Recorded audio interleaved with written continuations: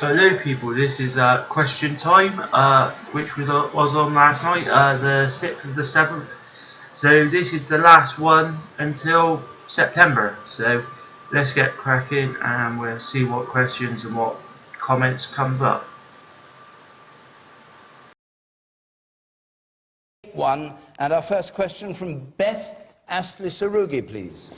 Does the panel agree with David Cameron that it is selfish to give the public sector a pay rise? Well, like I said, I haven't gone out of my way to look to what he has said, but based on the fairness side of things, like his advisor said, who said he's not speaking for Dave Cameron anymore, but I question that based on the show. He made a valid point that obviously people want to take it out of context to what Dave Cameron was saying, but Dave Cameron is very narrow-minded. Because he's wealthy, he's very narrow-minded, and from a financial point of view, he's not wrong. But at the same time, on the other end, we need the public sector. So, and at the end of the day, they work hard. Their outcome isn't profit. Their outcome is people feeling safe, people being treated for illnesses. Myself yesterday, I went for a scan in the NHS for my liver. I was in there 10 minutes, I was back out. I'm sorry, I just hate this rhetoric about, oh, we've got to keep a massive cap on pay rises because public services cost a lot of money. No, it's a load of crap. The public services didn't create the financial crash. Immigration didn't create the financial crash, but yet those two areas are the ones getting the most hit by people that do not want to look at facts. All they want to do is keep their heads buried in the sand, be fed stuff from the mainstream media, and they believe it like it's like it's printed in stone or whatever you call it. Dave Cameron was right in one from the financial point of view, but then that leads on to a whole lot of financial issues that he's failed on in every aspect you could think of. And what I find with some people is they tries to change the subject into something they think they can win on. The fact is, a country cannot keep cutting its way out of a massive hole. You cannot do it. You've got to do a balance where you borrow your money, but that money is going to be invested back into infrastructure within the country that would benefit the country. So in the long term, the country would start actually getting money back. And when that happens, which could take up to 2 to 3 years. So from the cycle of our election cycle is 5 years. So not many parties are willing to think over a 5-year period.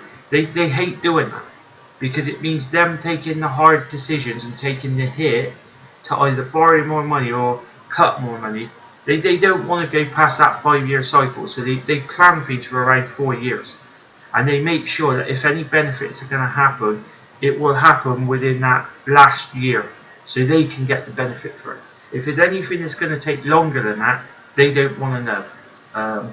Tony Blair, for example, he makes a massive deal about, oh, I managed to build hospitals. But what he doesn't say to people is he signed the PFI deals that at this very point is destroying the NHS. The Tories ain't going to renegotiate those PFI deals because they love the fact that it's undermining the NHS.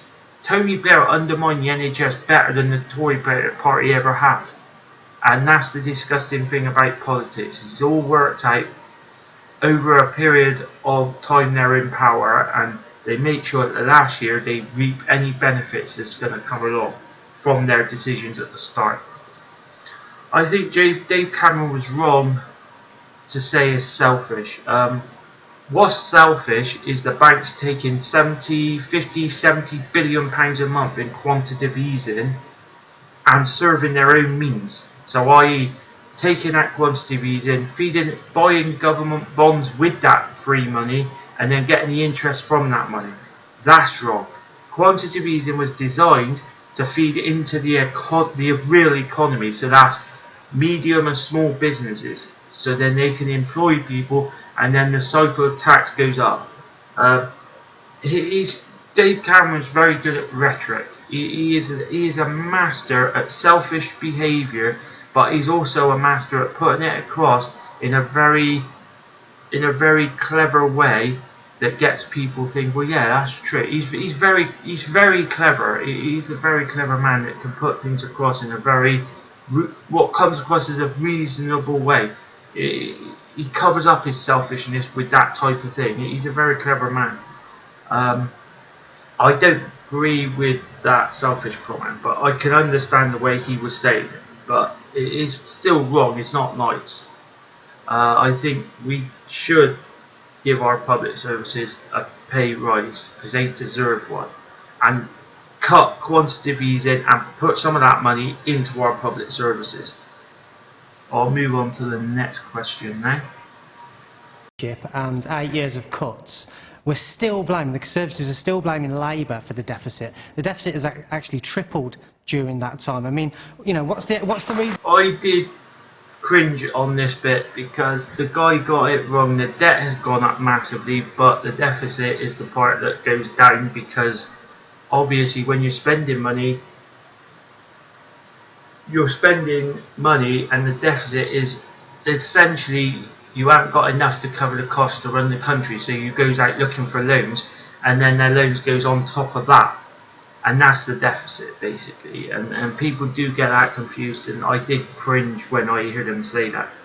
But the debt has gone up, and the whole point of austerity and cuts in 2010 and all the nasty rhetoric they were using to get people to attack each other has really divided the country badly, and they don't take responsibility for that. Dave Cameron don't take responsibility for that at all. He looks on it as a good job done because they got a lot of nasty things through that's cut welfare, obviously frozen all pay rises in the public sector. I agree with that bloke on them constantly blaming Labour for the crash. Labour didn't create the crash. That is total rhetoric. If you want to know the truth, go and watch The Big Short. If you still after that thinks that Labour still created the crash, then you've been watching a different film. It's just pure rhetoric by the Tory party. Sorry, not the. It's disgusting, and you know. The Tory party relies on people just like that man who gets confused, and you know, Tory relies on people to get they confuses people on purpose. The debt is massive now. It is massive, 1.odd trillion, and Tories come into power to cut it. They didn't say nothing about, oh well, we're going to cut the deficit, but you can apply that, see, because I've had questions put to me.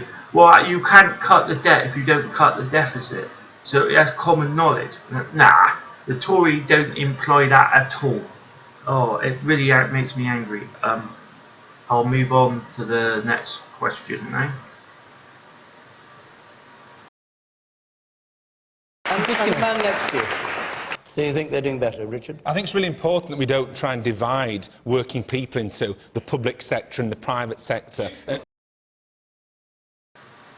That is an exactly brilliant comment to make. Exactly what I was just saying, pretty much, is the Tories, when they got into power, they've done it with every part of the country they could get away with. So people on welfare, people working, public and private workers to do with pay rise, and also private pensions and public pensions with the interlinked.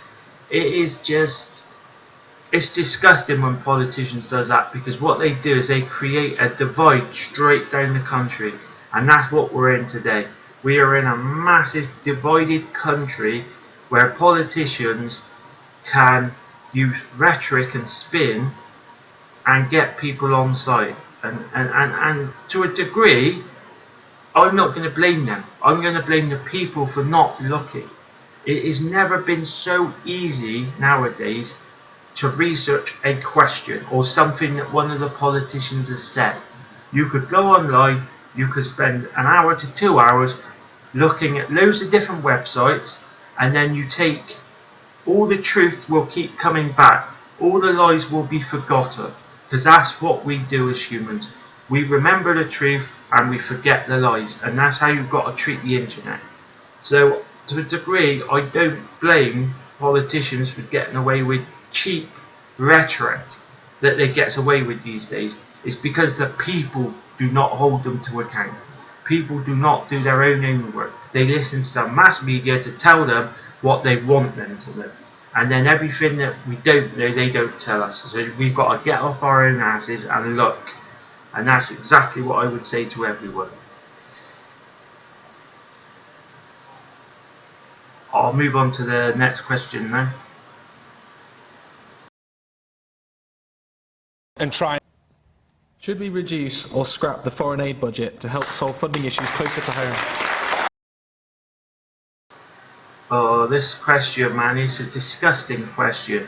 We've already completely raped the welfare system in this country, so now let's start looking where else we can make money. Oh look, we spend over £350 million a week in the EU. We can take that money back. Oh look, we're doing that now, so let's look at our foreign aid budget and take even more money. It's disgusting. Where does it end?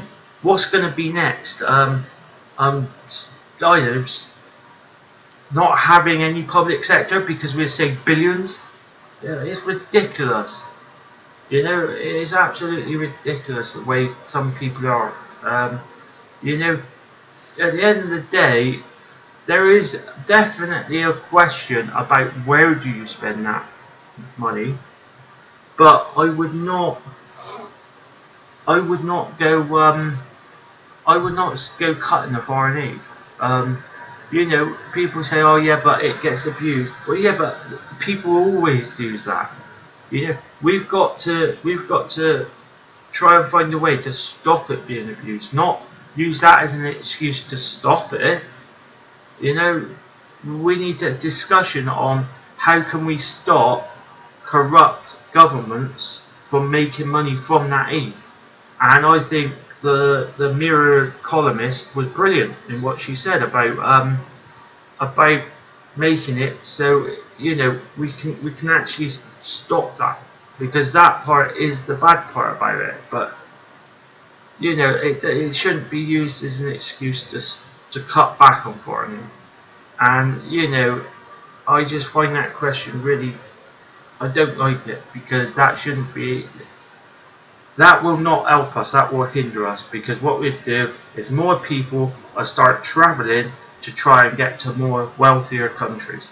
So in the short term it might benefit us, but in the long term what we'll find is we'll find way more people willing to take risks to try and get into more wealthier countries. So it wouldn't help us long term. But it wouldn't surprise me if this government cuts it, because half of the public is all for that. Yeah, let's go for it.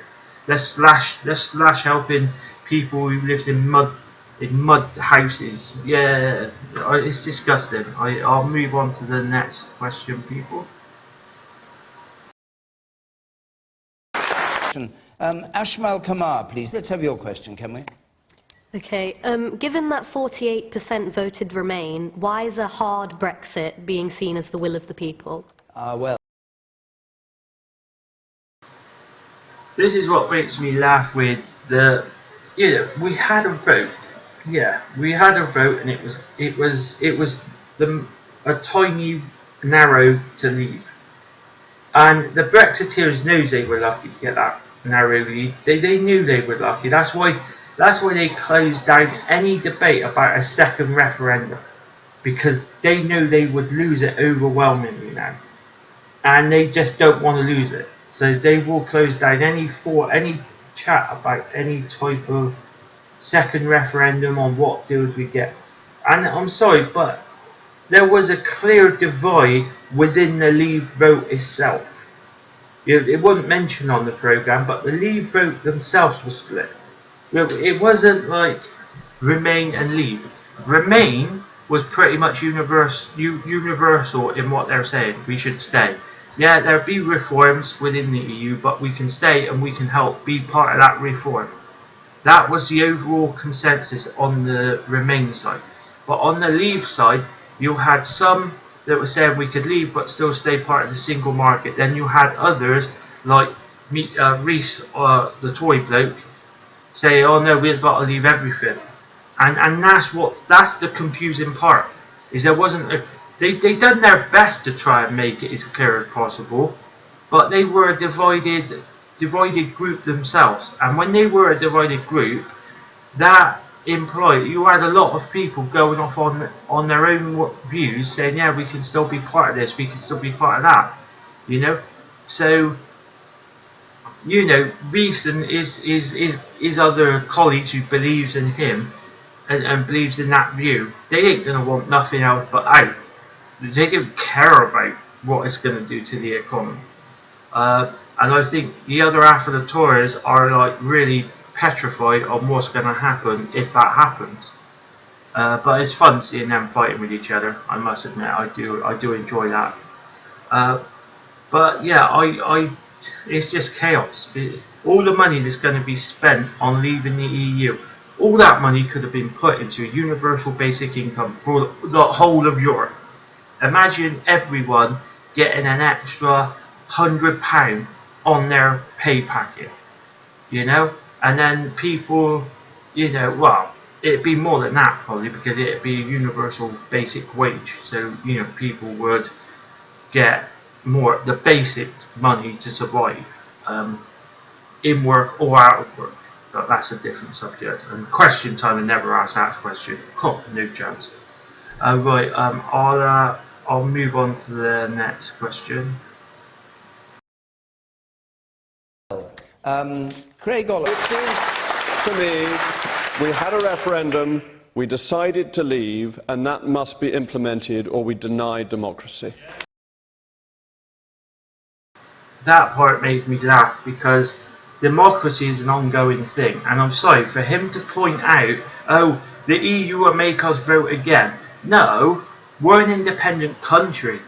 No, the Green Party is a party within the UK. They're not nothing to do with Europe. So when a British party actually comes out and says, well, hold on a minute, when all this deal is negotiated, surely the British people would be able to see exactly what's happened. You know, there won't be no grey area like there was in the referendum. We would know what we're actually voting for. But yeah, the Brexiteers don't want that, because they know they would overwhelmingly lose now because of all the lies and crap they said in the last one. It's disgusting, people. It really is. I can't believe they won, and they're still spreading their nastiness around. I'll move on to the last part now. I think we've got time for one more question. Let's take this one from Laura Mawson, please. Should people leave university with £50,000 worth of debt?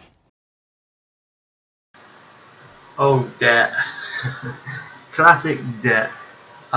This is linked to the financial crash, because they were doing pretty well until that massive financial crash hit.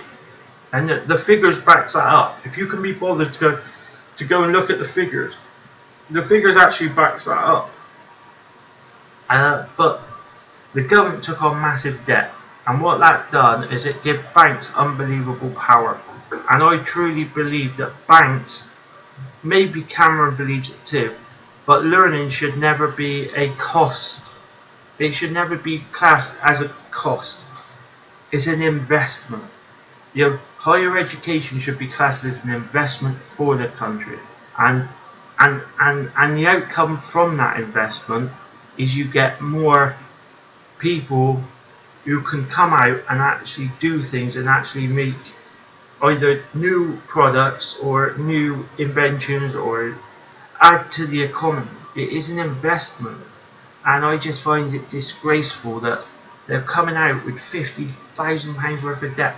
Now all that debt, people, is being moved over to the taxpayers. Don't think that it's all being pushed on them. It's not. You know, it is just building up more debt for future generations. That money has to be paid back, and obviously there's only so many jobs at 21,000 that people can get, and the stress levels going on within colleges now are massive, because they know when they leave, the chances of them being able to get a job is going to be very hard, because hundreds of people within the same area, like the same qualifications, are going for that. So there's going to be hundreds of people that's going to be lucky to get around the 16, 17,000 mark. So they're never going to pay it back, and what that's going to do is that's going to build up very quickly. All this is making young people pay these kind of massive overinflated debt obligations is just another build up of debt that's going to crash the system. Debt is not a good thing, and I'm sorry, but learning should be seen as an investment, not a cost on the country, and that's all throughout of it, you know. And we should be providing meals for young children and junior children, and then we should be doing a hell of a lot better than what we are. But greed and selfish behaviour has made it a very nasty area, and I just hate the way the country's going, to be honest with you. It's just turning very selfish, and I believe learning is an investment for the country, not a cost. Just whacking more debt onto young people ain't gonna solve anything, because what will happen is these people who gets better paying jobs in the future, they will be expected to pay even more to cover their debt, and what will happen then is they will have less money to spend in the real economy, because they would be paying off this made up debt that's going to make profit for the government. It ain't going to pay for itself. It's a delusional thing, but it puts a sticking plaster on something, so the party in power can push it down the road, like I was saying earlier. That's all we ever do. That's all we ever do. That's all we seem to do in the West at the moment. Is just put a sticking plaster on something and then just kick it down, kick it in the long grass, and not worry about it. So yeah, everything's perfect. You know, we need a grown-up debate about the financial crash and the debt that's still in the system. And when I say grown-up debate, I mean the truth. It's unsustainable. That's the truth. It's an unsustainable debt, and no country wants to stand out and say that, because if they do, the banks takes a run on that country, and that's why we're in this mess. The banks are acting like mafias, and each country is one family, and they all groups together when one government tries to stand up and start standing up to them, and then all banks turns on that government. And we are in a very nasty position, and this selfishness is a byproduct of what's happening in all Western countries. It's not just the UK, it's all Western countries. And when you've got a Conservative Party in power, they've got plenty of money, they're very close to banks anyway, because they want to look after their money, so they're more likely to do what the banks want them to do. I don't know where it's going to end. It's a very nasty path, and people who know their World War II history right at the beginning, before war broke out, and you know that's what I fear. Go and look it up and read up on what actually started World War II, and it wasn't what you think it is. The rhetoric is, oh, Hitler was a nasty man. No, go and read up about it. You know, I know the truth, and believe me, it's scary when you compare that time to now. That's it for until September now. So yeah, a bit sad, because I do like my question time, even though sometimes it winds me up. But thanks for watching the question time videos. You know, I make them because I enjoy doing them, and yeah, until September. Ta-da.